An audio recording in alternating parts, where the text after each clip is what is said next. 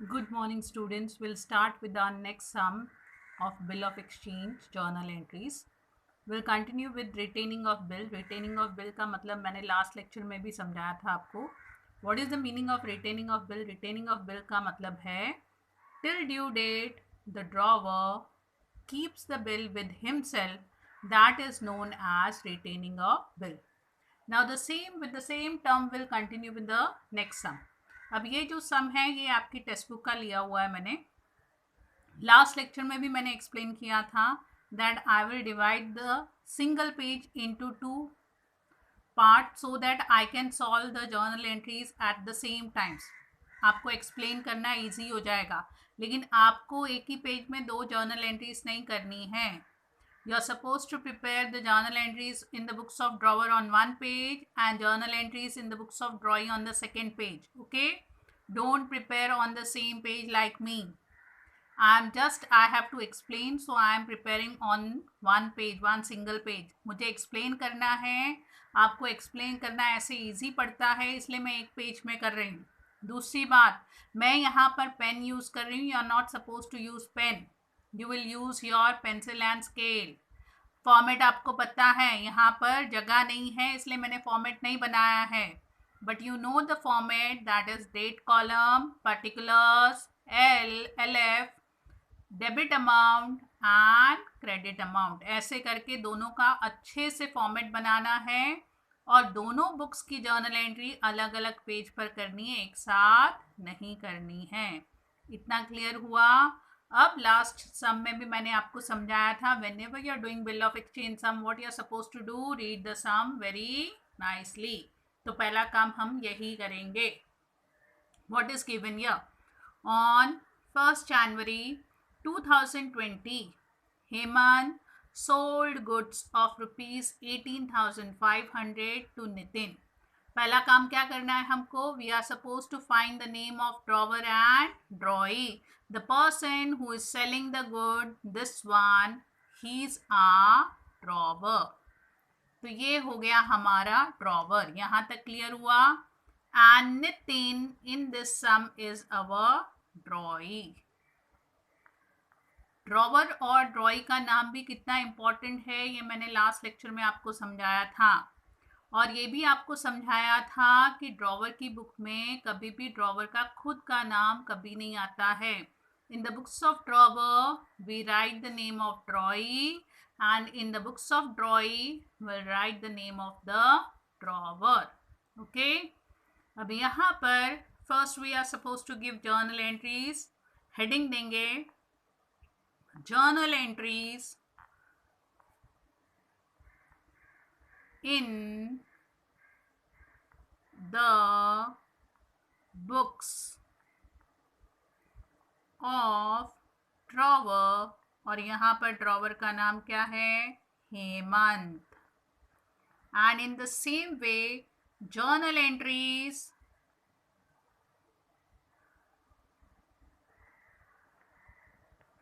in the books of drawee. And what is the name of drawee? Nitin. Clear हुआ यहाँ तक? अब पहली लाइन पढ़ के ही समझ में आता है. Drawer sold goods, ड्रॉई has purchase good. तो पहली जर्नल एंट्री आपको इसी की करनी है. डेट यहाँ पर क्लियरली लिखा हुआ है 1st January 2020. तो हम यहाँ पर डेट कॉलम में 2020 दोनों साइड में कॉमन लिख के रखेंगे. And you can write the month also, January. Date डालनी है 1 Jan 1. यहाँ तक क्लियर हुआ? Drawer has sold goods, we will use the word sales. Drawee has purchase goods, we will use the word purchase. Purchase and sales both are nominal account. And what is the rule of nominal account? Nominal account का rule है debit all expenses and losses, credit all income and gains. Sales is an income, therefore as per nominal account you will credit it. Purchase is expenses, rule के हिसाब से आपको उसको debit करना है. अगर इसकी बुक में सेल्स अकाउंट क्रेडिट में जाएगा तो डेबिट में किसका नाम लिखेंगे? The receiver, the person who has receive the goods and who is the person? ड्रॉई। तो हमारी फर्स्ट जर्नल एंट्री आएगी Nitin account debit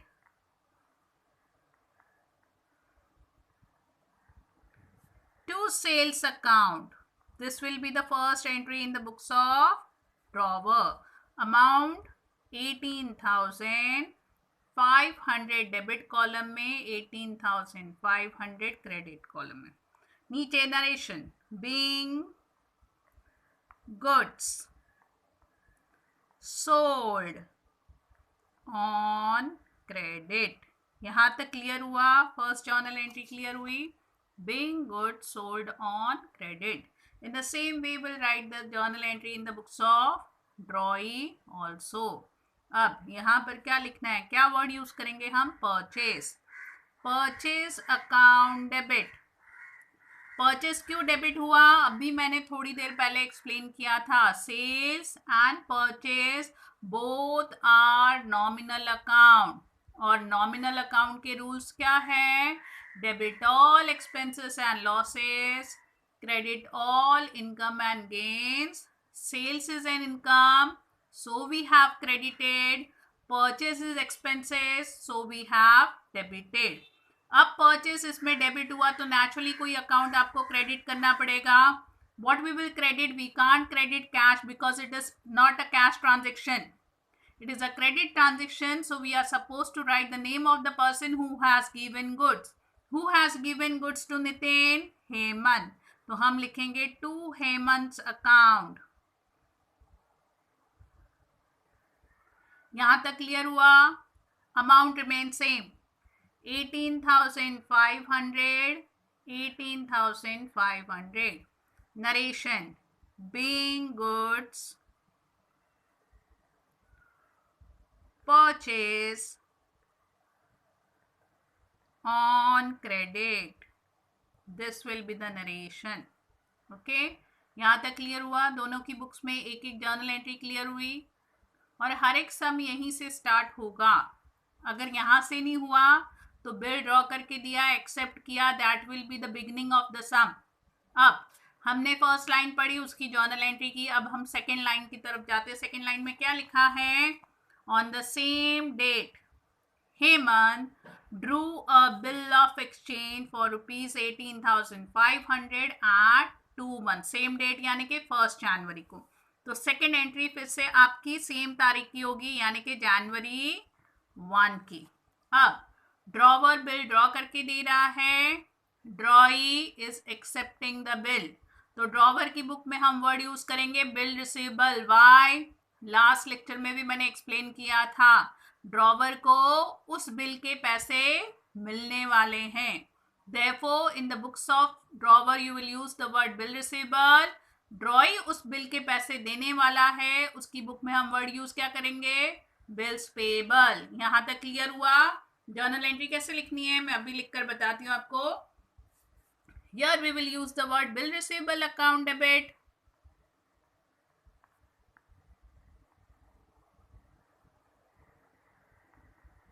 Two, who is going to give the money of this bill? ड्रॉई. ड्रॉई का नाम क्या है? Nitin. So our entry will come bill receivable account debit, क्योंकि इसको bill के पैसे मिलने वाले हैं. एसेट है, रियल अकाउंट में जो अंदर आता है वो डेबिट में लिखते हैं. कौन देने वाला है ये बिल के पैसे? Who is the giver? Nitin. So we have written to Nitin's account. और अमाउंट रिमेन सेम, 18,500. यहां तक क्लियर हुआ? Then narration, being bill drawn. Okay. अब same date in the books of ड्रॉई. ड्रॉई की बुक में भी सेम डेट हम लिखेंगे, जनवरी 1. अब यहां पर वर्ड यूज करना है आपको बिल्स पेबल, और यहां से बिल के पैसे बाहर जाने वाले हैं तो that will come on credit side. What will write on the debit side? The person who is going to receive the amount of the bill and that person is known as drawer और यहाँ पर drawer का नाम क्या है? हेमंत. तो हम लिखेंगे Hemant's account debit to bills payable account.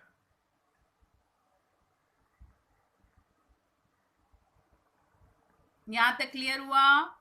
Amount फिर से सेम रहेगा 18,500 18,500. नीचे आपको क्या लिखना है? नरेशन. Being bill accepted. यहाँ तक क्लियर हुआ? दो जर्नल एंट्रीज हमने ड्रॉवर और ड्रॉई की बुक में कर ली हैं. First one regarding credit sales and credit purchase. Second one, the drawer has drawn the bill, the drawee has accepted the bill. Okay? यहाँ तक clear हुआ? Then we'll go further. What is given?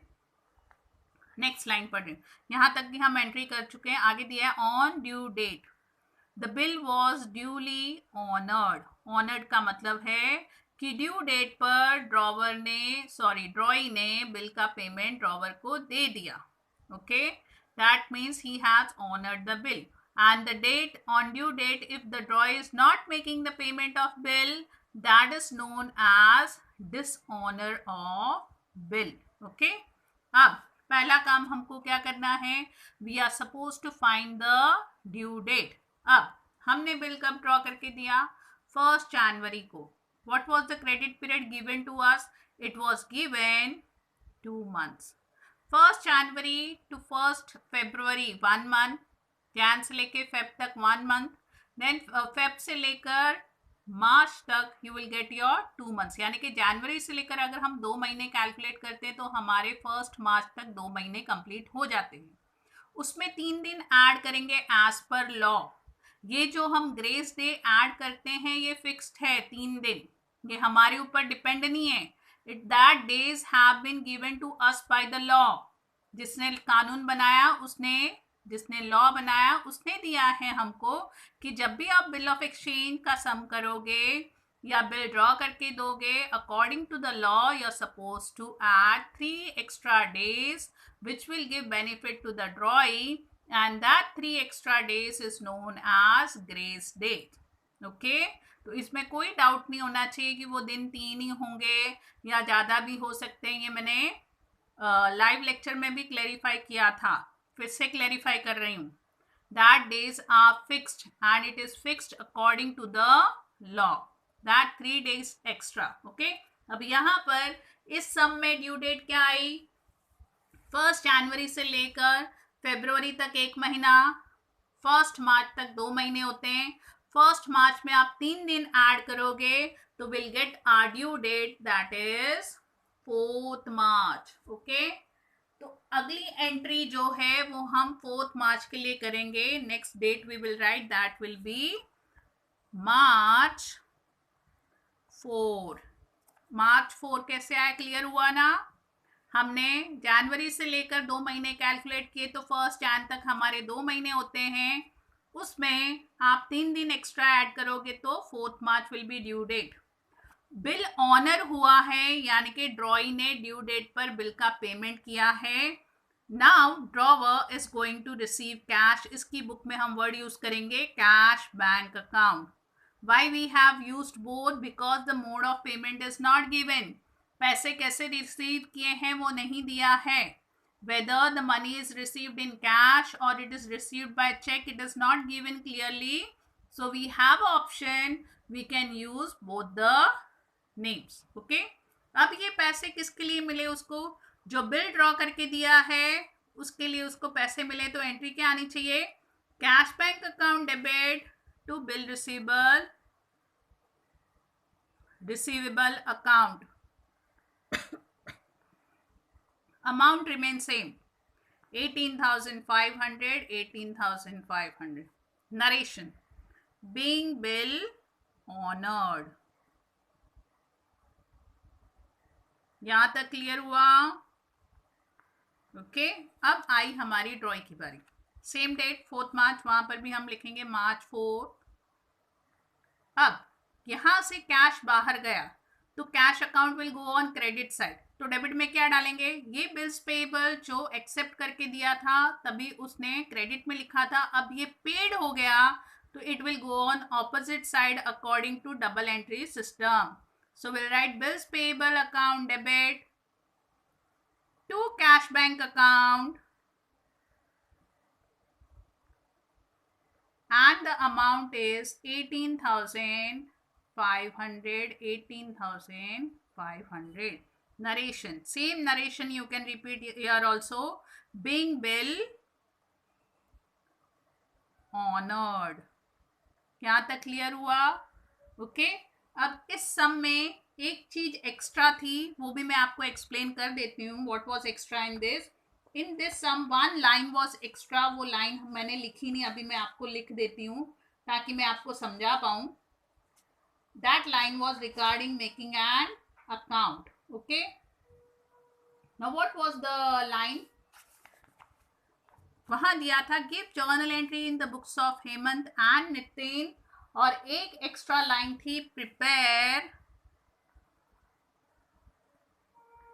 Hemant account in the books of Nitin. ये जो मैं सम कर रही हूं ये आपके टेक्स्ट बुक का सम है.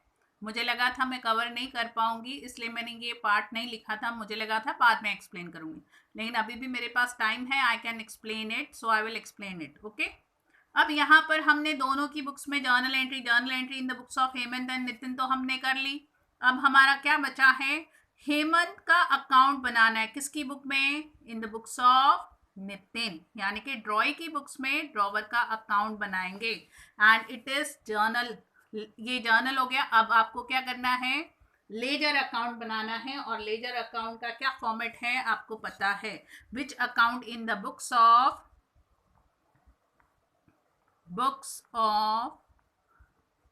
नितिन. हम किसका अकाउंट बना रहे हैं? हम हेमंत का अकाउंट बना रहे हैं, Hemant account. Okay ledger account का फॉर्मेट तैयार करना है हमको, याद है ना. First column remain same, date, फिर आएगा हमारा पर्टिकुलर्स, फिर यहाँ पर एलएफ की जगह पर क्या आएगा, it will come JF and amount. This is my debit side. Same way date, amount and JF. Okay date, particulars, JF, amount. This is my debit side. Again date, particulars, JF, amount. This is my credit side. अब हम क्या prepare कर रहे हैं, ड्रॉई की book में drawer का account prepare कर रहे हैं. कैसे करना है ये लास्ट ईयर आपने भी सीखा था. जर्नल लेजर दोनों 11th में आपको सिखाया गया था. That same thing we are repeating here. अब ड्रॉई की बुक में आप ड्रॉवर का अकाउंट कर रहे हो, यानी कि आपको सिर्फ यहाँ पर रेफर करना है इन द बुक्स ऑफ ड्रॉई. जिस जर्नल एंट्री में ड्रॉवर का नाम आया है उसी जर्नल एंट्री को हम कंसिडर करेंगे. जैसे first one purchase account debit to Hemant and the second one Hemant account debit to bills payable account. उसी में आप लिखोगे. थर्ड जर्नल एंट्री लिखने की जरूरत नहीं है. लास्ट ईयर अगर आप सी डिवीजन में थे तो मैंने सिखाया होगा लेजर. इफ यू वेर इन ई और F, even Kadam sir might have taught you. तो हम ड्रॉई की बुक में ड्रॉवर का अकाउंट बना रहे हैं तो पहली एंट्री हम ये लेंगे, purchase account debit to Hemant. दूसरी बात जो लेजर में आपको याद रखनी है, जिसका अकाउंट है उसमें उसका नाम नहीं लिखते हैं. तो किसका नाम लिखते हैं? ऑपोजिट साइड में जो अकाउंट है उसका नाम लिखेंगे. ऑपोजिट साइड में कौन सा अकाउंट है? परचेस. यहाँ पर परचेस डेबिट में है. When you are writing in ledger account it will go on credit side. Date क्या आएगी? जनवरी 1.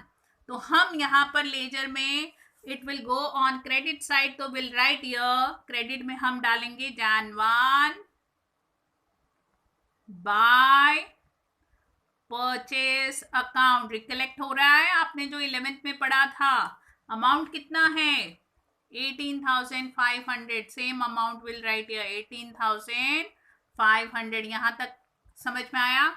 सेकेंड एंट्री क्या है, same date January 1, Hemant account debit to bills payable.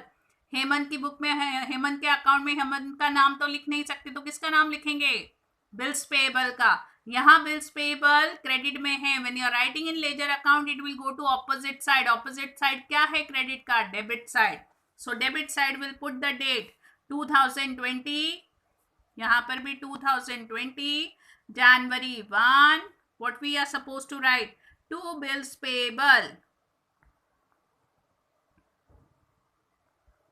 Account 18,500। फिर पता है आपको लेजर अकाउंट जो होता है वो बैलेंस करना, और ये अगर लेजर अकाउंट आप ध्यान से देखोगे ये अपने आप बैलेंस हो रहा है, यानी कि डेबिट का टोटल और क्रेडिट साइड का टोटल ऑटोमेटिकली सेम आ रहा है। इतना ही आपको करना है। समझ में आया पूरा सम? ध्यान से रिकॉर्डिंग देखा करो, ध्यान से समझा करो। We have done journal entries, along with journal entries I have taught you ledger also, okay? सम ध्यान से पढ़ना है और ध्यान से देखना है। जो भी डाउट होगा आप, जब मैं गूगल मीट पर लाइव लेक्चर उसी दिन लेती हूँ, आप मेरे को पूछ सकते हो। Okay, take care, have a nice day.